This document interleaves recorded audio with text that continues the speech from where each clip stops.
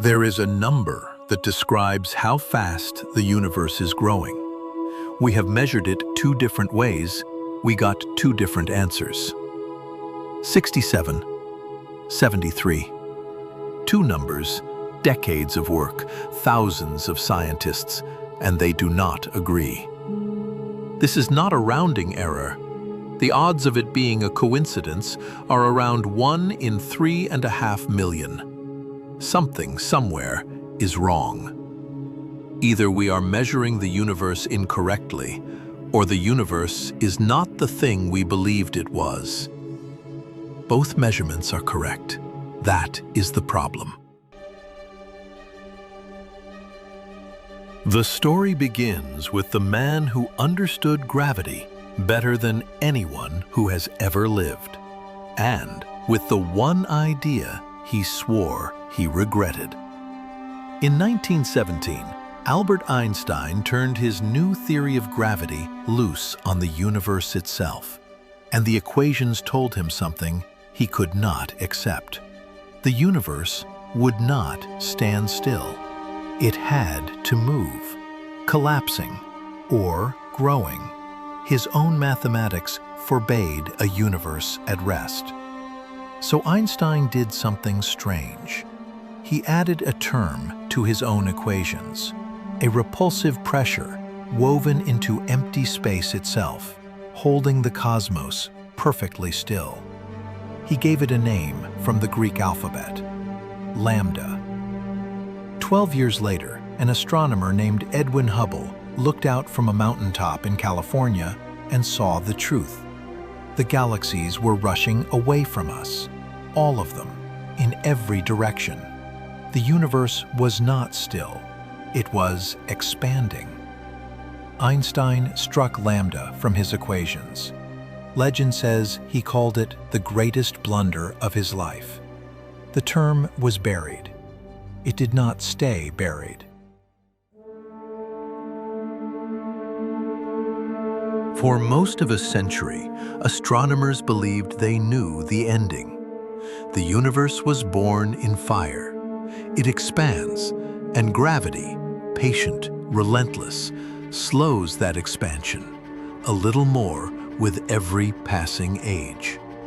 The only question was whether it slowed forever or fell back. In the 1990s, two rival teams set out to measure that slowing. Their tool was death itself.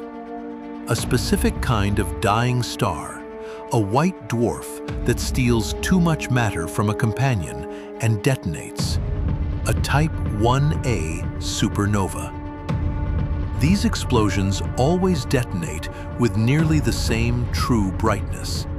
That makes them cosmic lighthouses. Measure how faint one looks, and you know how far away it is.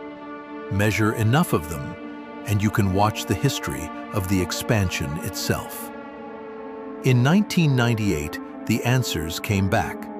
Both teams, independently. The distant supernovae were too faint, too far away. The expansion was not slowing down. It was speeding up.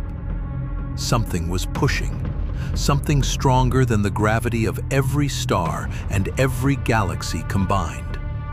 Invisible, everywhere, growing. They called it dark energy.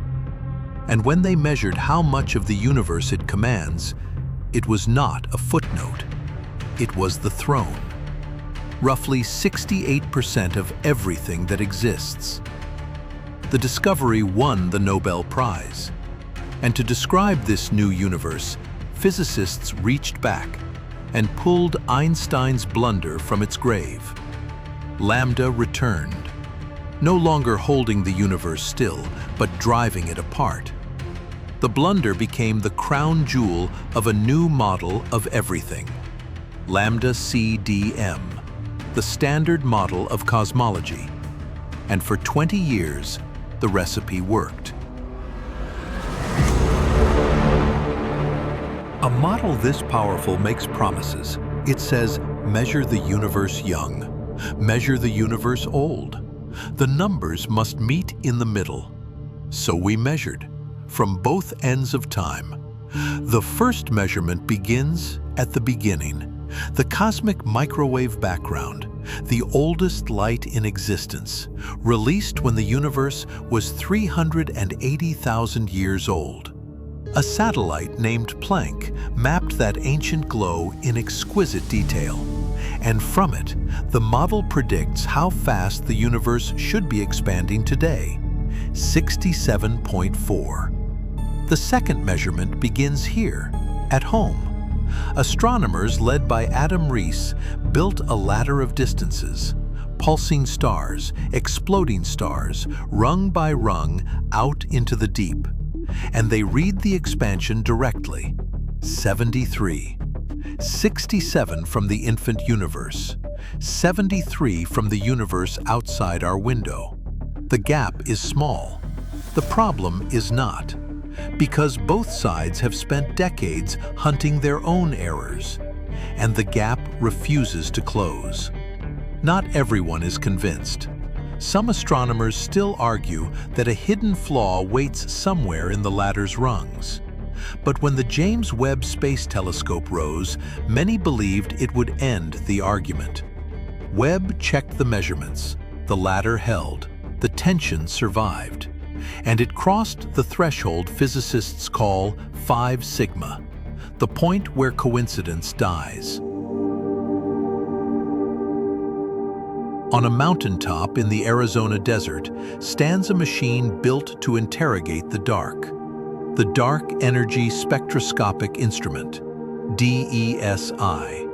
5,000 robotic eyes, each thinner than a pencil, each locking onto a different galaxy, every 20 minutes, all night, every night. Its mission: map the universe in 3 dimensions, not thousands of galaxies, not millions, tens of millions, and use them to trace what dark energy has been doing across 11 billion years. Lambda CDM makes one promise above all others. Dark energy is a constant, the same yesterday, the same today, the same forever. That is what Lambda means. That is what the entire model rests on. In 2024, DESI released its first map, and the map hesitated. In 2025, with 15 million galaxies measured, it spoke louder. The data suggests dark energy may be weakening, that the force driving the universe apart was stronger in the deep past and is fading now. It is not yet certain. The signal stands near 4 sigma, strong enough to keep cosmologists awake at night, not yet strong enough to rewrite the books. But if it holds, then the constant Einstein invented, abandoned, and history resurrected is failing a third test no one ever imagined. The constant is not constant. And in 2026, a deeper crack appeared, not in the numbers, in the map itself. Every equation in modern cosmology rests on one assumption, so old and so deep that most textbooks state it in a single line: the cosmological principle. On the largest scales, the universe is the same everywhere, and the same in every direction. No center, no edge, no preferred direction. Smooth. This summer, researchers studying DESI's map published a claim in the journal Nature. The galaxies may not smooth out. They report directional patterns, structure with a grain to it, stretching across billions of light years, farther than the standard model says any pattern should survive. It joins a growing list of anomalies. Measurements of distant radio galaxies suggest our solar system may be moving through the universe faster than the ancient light says it should. Other scientists dispute these claims fiercely. The evidence is contested. It may yet dissolve. But if even one of these cracks is real, then the universe has a direction, a grain, a shape we never wrote into our equations. A lopsided universe, measured with a straight ruler. So stand back and look at what remains. A universe where two honest measurements of the same number refuse to agree. Where the force that commands 68% of everything may be dying. Where the very smoothness of space is now on trial. Each crack alone could be an error. Together, they begin to look like a pattern. And here is the part that should keep you awake. The fate of everything depends on which answer is true. If dark energy is constant, the universe expands forever into cold and silence and a darkness with no dawn. If it strengthens, space itself is one day torn apart.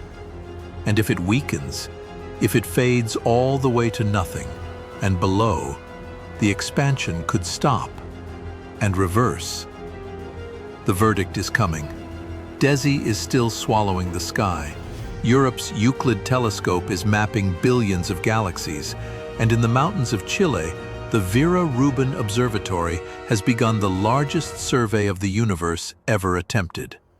Within a decade, the numbers will speak. Either the tension dissolves and the old model survives one more age, or we are living through the moment the map of the universe was redrawn. Einstein wrote lambda into the sky and called it a blunder. A century later, it rules 2/3 of everything, and it may be dying. We measured the universe. We measured it twice. The answers didn't match. The universe kept the reason to itself.